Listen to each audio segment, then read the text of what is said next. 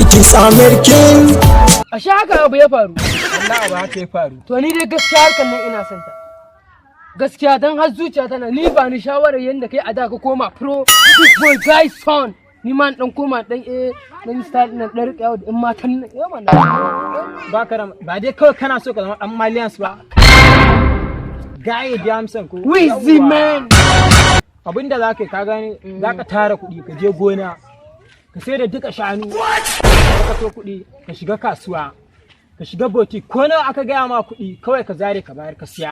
Wai gaba ɗaya duk garin nan ba inda ka san inda zan samu takalmi da riga mai kyau in sa na fito ni zama house zama babban gaya a tudun mutala gaba ɗaya. Bari ka jin gaya ma. Tabbas na tuna akwai wani tsohon abokina celebrity ne shi sunan shi Nazi ya buɗe shagon boutique ne na sai da takalma da kayan sawa ina gaya ma kana zuwa wajen shi matsalar ka ta kawo. Nazi.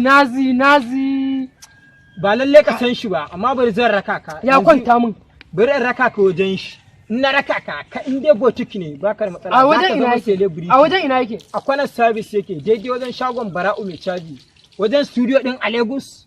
Yau yanzu ina gama ba ka da matsala. Bari zan raka ka shagon Nazi din idan muka je. Zai ma sauki duk kayan maliyan su da kake so. Ba dai irin rayuwa ta kake so. Takalma manyan takalma. Ba ka da kyau. Yanzu tashi mu je raka.